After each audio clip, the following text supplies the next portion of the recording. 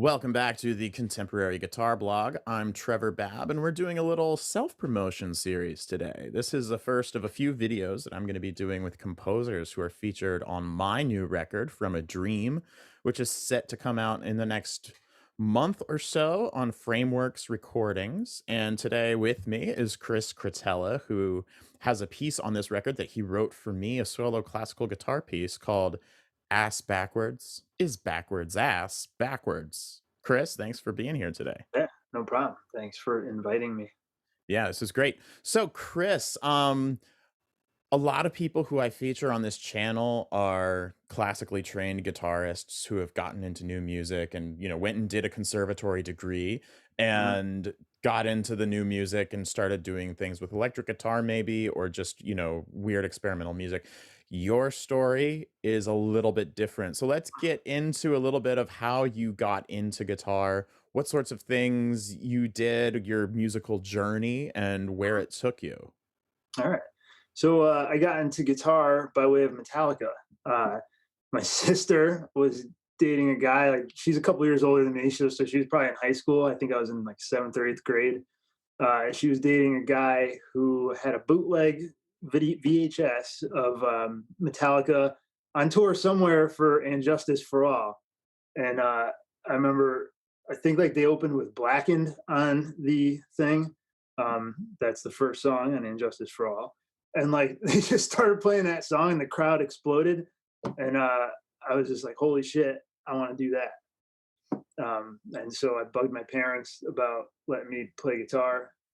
So they got me a classical guitar that was given to them by my step aunt who was a nun, and the guitar had a plaque of a nun's name on the upper bout, like by the fretboard, and it was And Sister that Mary was Ellen.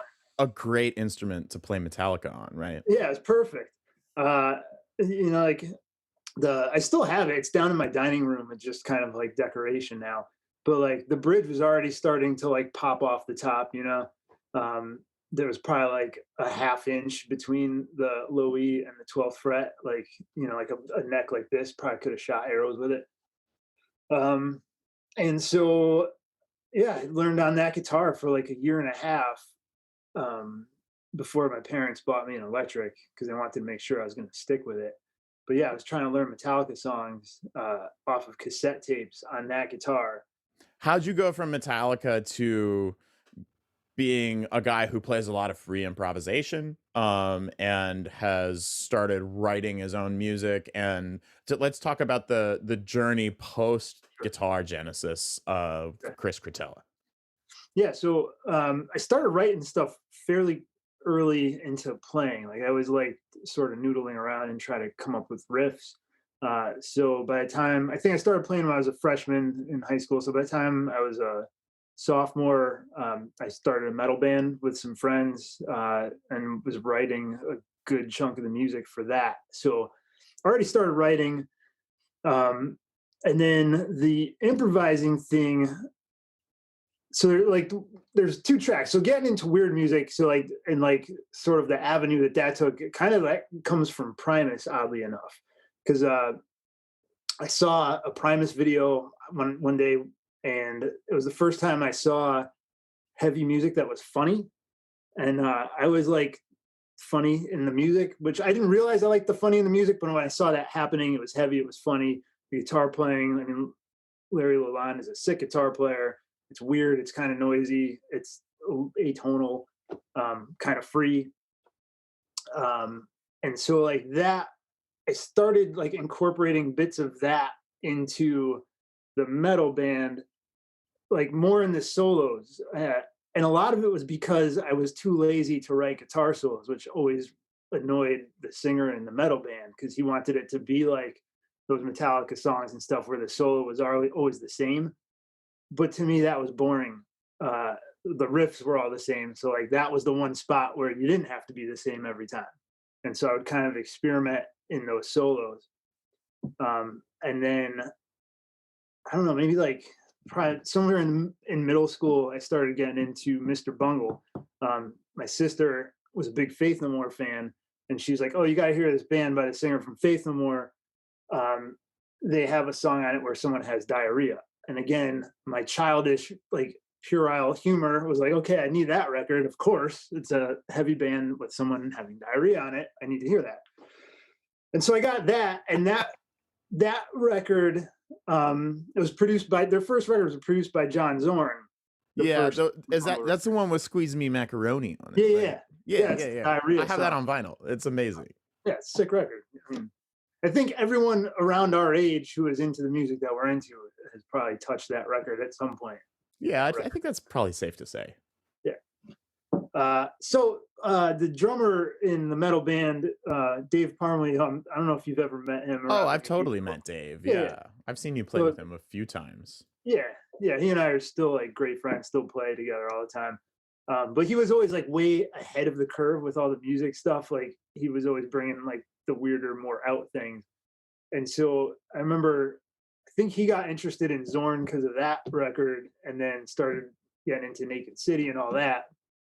And so um, naturally, I just kind of like followed along. He was showing me the stuff, and then at some point we started just going down to New York all the time because when the Knitting Factory was still on Leonard Street, we would go down and like go to Zorn improv nights for like, like $5 or something, and see like all these crazy, ridiculous, good musicians just improvising. And that's where like the interest in like free improvisation kind of really took off, was like like going to hear those improv nights, uh, and just seeing like what fun everyone seemed to be having, and like there was like these elements of humor. Um, it was at times like super confrontational and like in your face. Like there was like times where it was like just beautiful and melodic. I mean, like it was all there and it was just all happening. And yeah, that's kind of when I went down that rabbit hole. Yeah, so you went from Metallica to Primus to Mr. Bungle to John Zorn, Yeah. and, eventually, you started, like, studying composition or improvisation with Anthony Coleman, who is a big Hmm. collaborator with Zorn, right? So talk about how Hmm. you met Coleman and how Yeah. that became, a musical relationship that brought you into, where you are today. Sure.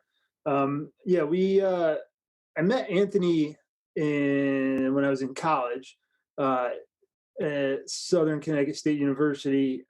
We had this creative music orchestra, and every spring semester they would bring in a guest composer, would play through their music and do a concert, at one point in the semester. And so one semester they brought in Anthony Coleman, who I had seen a couple times during those improv nights. I think I remember the first time I saw him perform. That was the first time I ever saw someone do prepared piano, and he was like inside the piano with a bunch of beer bottles or something, and it looked like he was just cracking himself up. And I sort of really identified with that moment. Again, the stupid humor thing in me.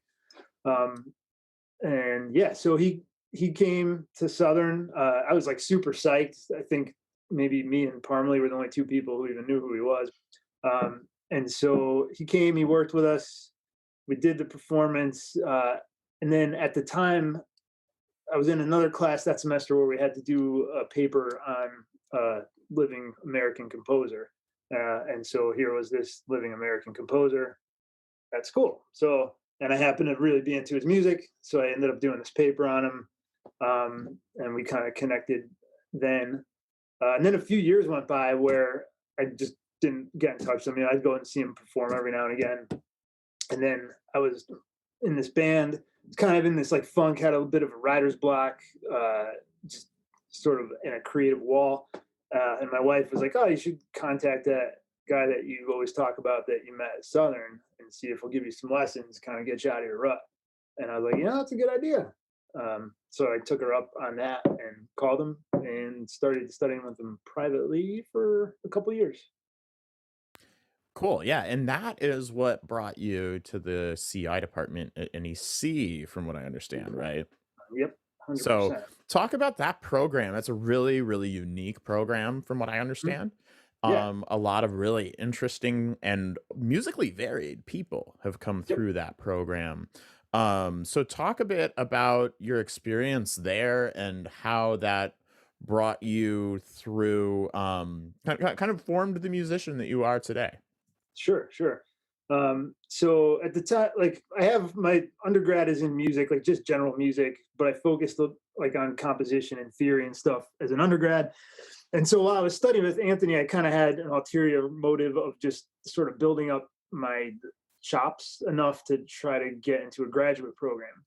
I had applied to a few, got rejected from pretty much all of them. And then Anthony started teaching at NEC. He was like, you should apply here. So I did and got in. NEC, that program was crazy. I mean, like it's kind of like a do what you want, and I don't mean that in like a bad or negative kind of way, but it is very much a do you kind of program. You can kind of focus on anything that you want to, uh, but there is a lot of rigor in terms of being able to explain why you're interested in doing what you want to do, and you have to like sort of back that up with a lot of um, just a, with some kind of like concept. You can't just be like sort of like free spirited freewheeling through it. Right. Well, and they get all kinds of people there too. You get everything Yes. from bluegrass musicians to non-Western musicians to people who are interested in free improvisation and probably a lot more than that too. Yep. It's a very eclectic group of musicians that end up getting into that program and an eclectic group of musicians teaching in that program. So maybe talk a Yeah. little bit about, some of the people who you studied under Yeah. who So really formed you as a musician. I think the two biggest people that I studied with at NEC that kind of formed where I'm at now are obviously Anthony, because of just having studied with him for so long, and I continued to work with him there. And I also started studying with Joe Morris there, which was huge because I hadn't really spent a lot of time like studying guitar with anybody ever. I had like my high school teacher who I think just patiently tried to get me to read a little bit. But then I would just go home and try to figure out Metallica songs. And then pretty much everything from there was a lot of learning by ear or trying to like pick things together through reading stuff. But my reading chops were never fantastic. So uh, yeah, it was the first time I ever sat with somebody who just broke apart my guitar playing and asked me like why I was doing what I was doing, how I was doing what I was doing, and like kind of like just got into like the nuts and bolts of playing guitar, which was fantastic. It was like a guitar boot camp.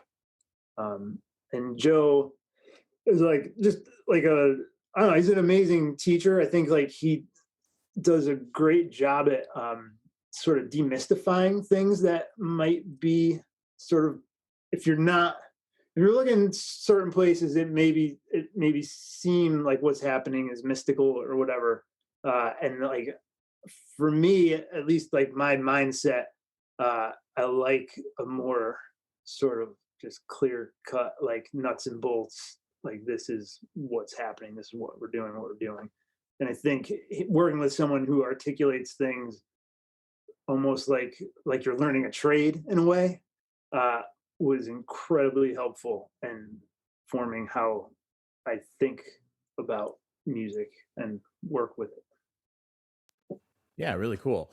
So a very, different journey from a lot of people who I typically, brush shoulders with. And Hmm. we ended up getting to know each other through the now defunct um n- Uncertainty music series Yep. at Neverending Books in New Yep. Haven, which was this really wonderful little music series run by Carl Testa, who's a composer featured on my first record, actually. And he would bring in all kinds of experimental, improvised musical groups, and that was kind of where we met Hmm. and got to know each other and started playing together a little bit. And I remember we were at a show at Cafe 9 that Carl had actually put on as part of that series. It was an electronic music show, and it was a record release event for John Erickson, I think. Mhm. Um, and tried to get a bigger venue for that. And we were just like hanging out at Cafe 9, and I remembered you saying like, "Hey, could I write you something?" And I was like, "Yes. Yeah. Let's do that." So, and that's how this piece came about. So, once you started getting into like getting notes down on paper, talk a Mhm. little bit about kind of what was going on conceptually for you and how you approached composing. And y- you're someone who started playing on a classical guitar but mostly was trying to learn rock and roll, and from what I know, correct me if I'm wrong, don't have any formal classical training, That is and correct. you're writing a piece for a classical guitarist who has that. Mhm. How does that um influence the way that you approach composing for someone who's trained in a very different idiom of guitar playing from yourself? Mm. Yeah. That I mean, I dabble in a lot of like guitar stuff. As in I think the problem of being like a largely an autodidact on a thing is Yeah, like well, I we all do dabble. that, right? Yeah, Yeah.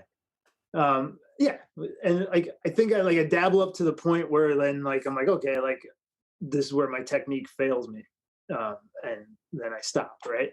Uh, so I think in writing something for you, there's that there's that kind of thing. I know, like as when you watch certain guitar players who maybe do a certain thing, they're like, "Oh man, I wish I could do that."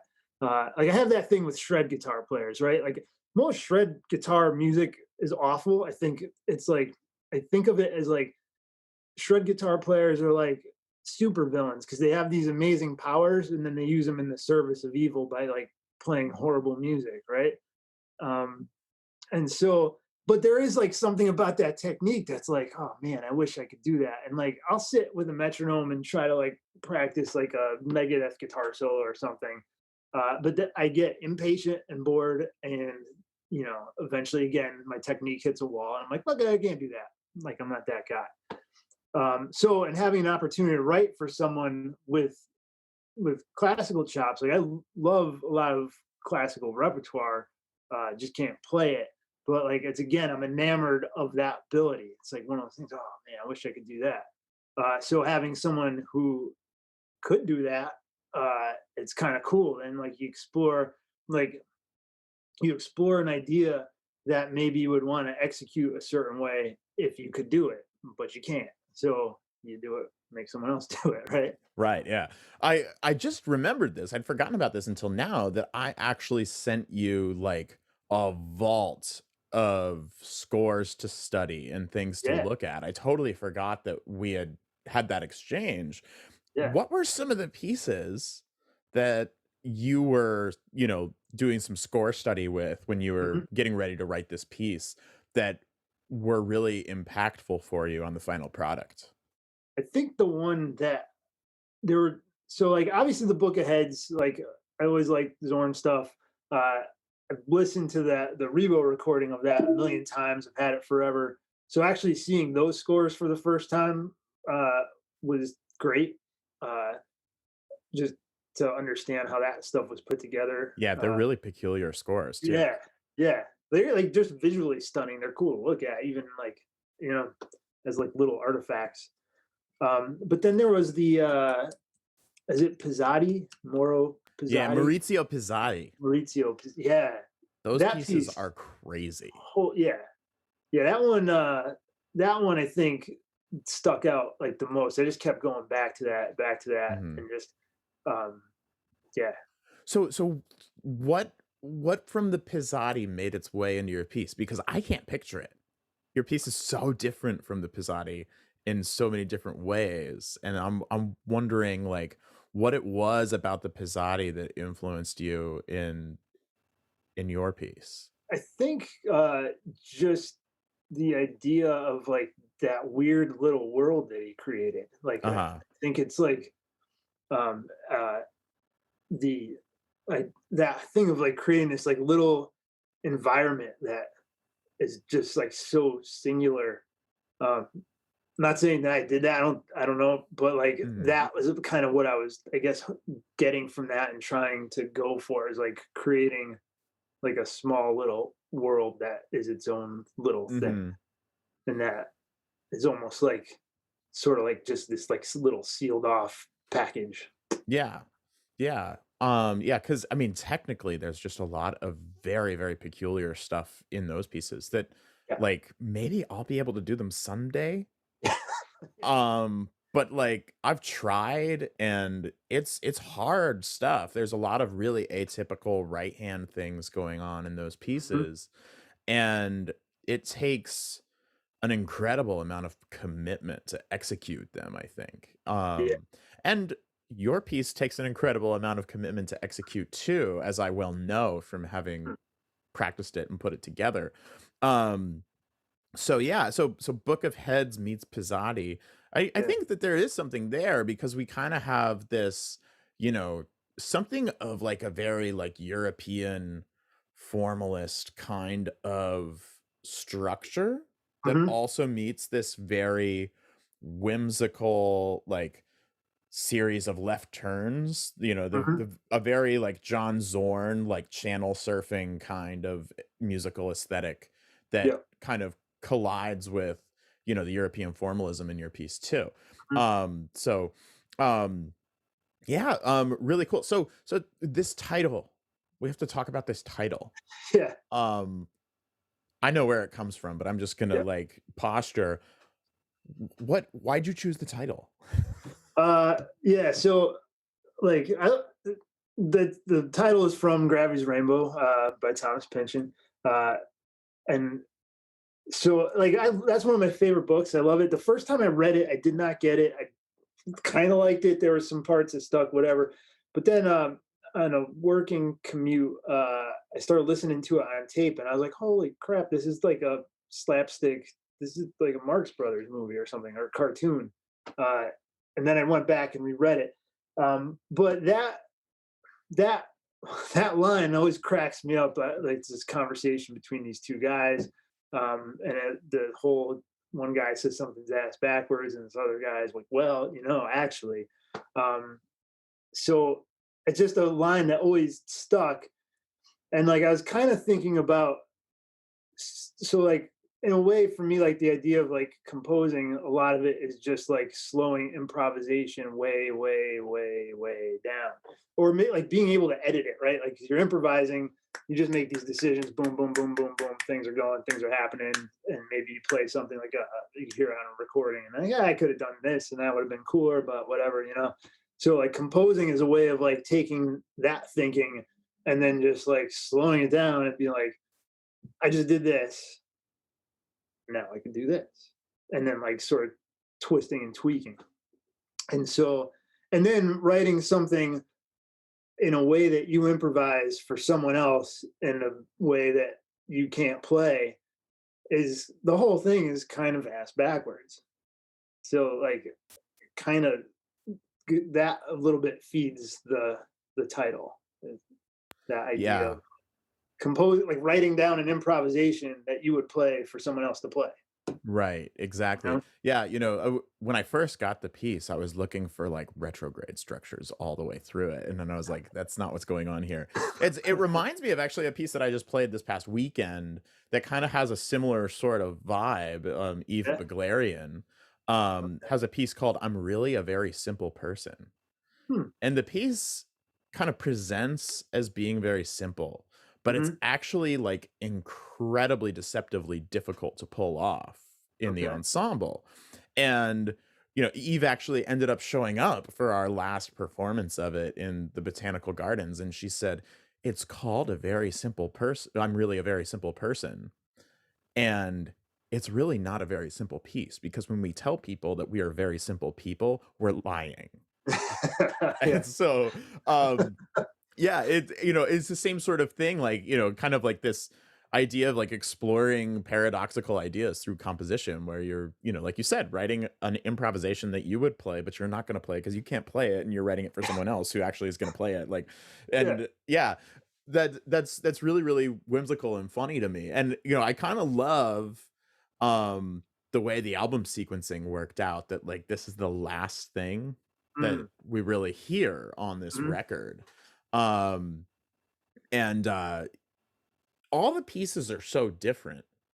There's nothing that sounds just like anybody else because it's all different composers and mm. everybody's coming at it from different angles. And, I have composers from 4 different countries Right, represented right. on this record too. So we have a lot of different, kind of cultural lenses that people are working through too.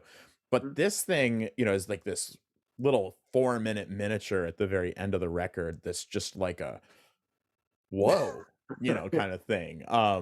Really, really wildly different from so Mhm. much else that's on the record. So, um, it's really, really great to have you on this record.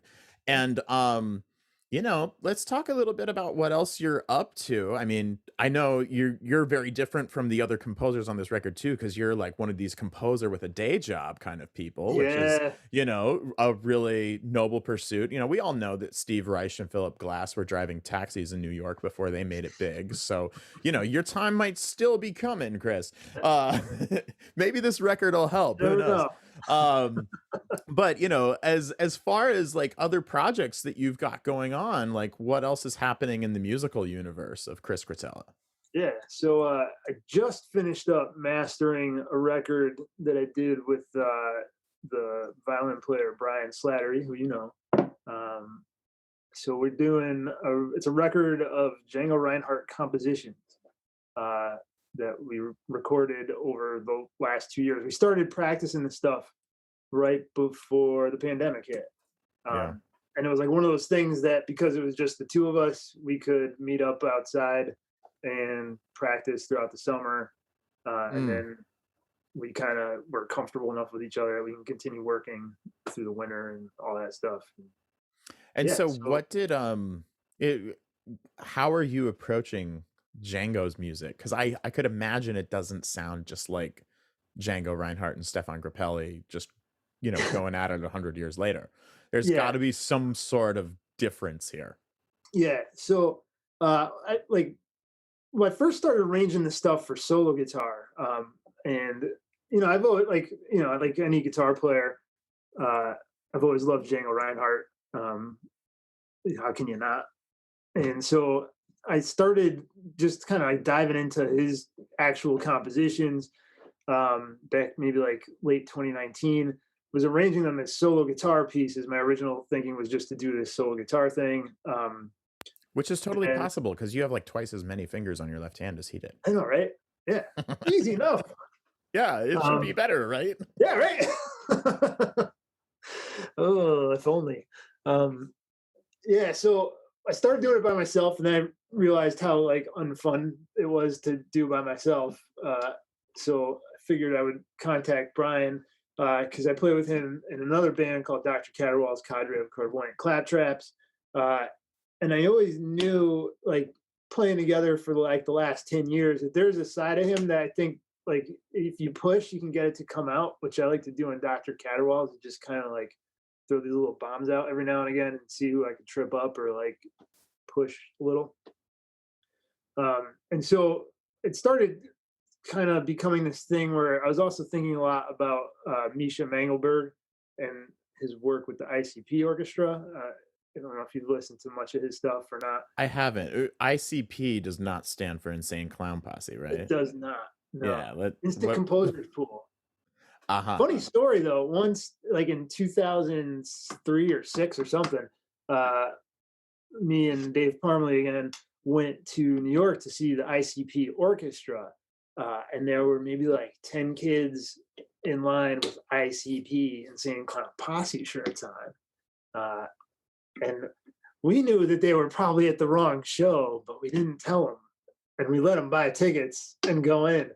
Uh, and you could imagine how annoyed they were when a bunch of like 60 and 70-year-old Dutch jazz Oh my musicians walked on goodness. Oh, that stage. is so funny.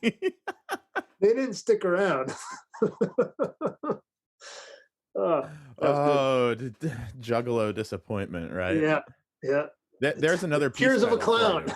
There's another piece title for you. Right. Right? I had to start You've working on talked that. about you writing me a banjo piece, right? Maybe it'll be Juggalo's Disappointment, who knows? Like, how can I not write that now? I think that's it. Yeah, it's the beginning of something new right Yeah, here. I gotta go. I gotta start writing this piece. Yeah. So Misha Mengelberg, he's got a funny way of like approaching melody and songs and whatnot. So and he's like one of my heroes. Um, so I started thinking about like the Django stuff and Misha Mengelberg and like straight man, funny man kind of thing. Doing that with Django's compositions with Brian, and so that's what that is. Uh, I can't do the thing that like all those guys do, like the Django, like the real Django, like kind of people that still play that music. I mean, like Right. I wasn't even about to try that. I have no business trying to do that. So it's kind of like doing it. It's like doing it like how I would do it, right? Like Right, just yeah. my own personality and my own hodgepodge of influences and all that. Yeah. It's like what John Zorn did to Ornette Coleman with Spy Yep. versus Spy, right? Yep. Like he's not gonna sound like Ornette, he's gonna sound like John Zorn, so he's gonna play Ornette like John Zorn plays Ornette, Right. Right. and it is something completely different. Yeah. What else is going on? Uh, Also, during the pandemic, I started writing a grindcore record. So I've been working with Dave Parmalee on getting those, Dave Parmalee and Kelly LaRue on bass, getting that music together. We just started rehearsing it maybe a month ago. So far, I have like 7 songs for that. And that's basically like so I'm using a lot of like serial technique to generate grindcore riffs. That's been my thing for that. Um, but still keeping it like a true grindcore thing where the songs are only like a minute and a half, sort of boom, boom, boom, in and out. Wow, very cool. Yeah. It's like really loud Webern. Yeah. Yeah. Yeah. Like all 11 all the time. No quiet bits. Right, of course, Yeah. yeah. Yeah. Wild. Yeah, so, Chris Cretella always, ready to prove to you that you haven't heard it all yet. Try. Yeah, Try. trying at least. Yeah, very cool. Anything else on the horizon before we finish up here? I don't think so. Yeah. Yeah. It's Other than, writing a solo banjo piece called so Juggalo's Disappointment. yeah. Yeah. That is the next thing. I mean, All right. Yeah, I can't wait to see it. yeah. Well, Chris, thanks so much for coming in. All right. The Rob. album is titled From a Dream. It will be released on Frameworks Recordings. Firm release date still in the works, but we're thinking late May. It might be a little later than that. Things always hit a snag. We were supposed to be looking at like 2020, but my final edits were supposed to happen on March 13th, 2020, Wow. and that didn't happen. So we're The day the world stopped. yeah, the world stopped, and I ended up getting together with the engineer virtually like a year later to finish the Wow. edits, and now it's like another year later, and I'm just about to get it out because life gets in the way. You know how it goes. Um, but Chris's piece is called Ass Backwards is Backwards, Ass Backwards. It's the last thing you'll hear on the album if you listen to it in sequence, like, we all used to do. And we'll also be featuring other composers here. We'll probably get Nicole Murphy from Australia on here soon to talk about her piece, Isa. And yeah, we're going to have a lot of fun putting this thing out, and I hope you all enjoy it. Chris, thanks so much for coming on and talking about your music. Rob, my pleasure.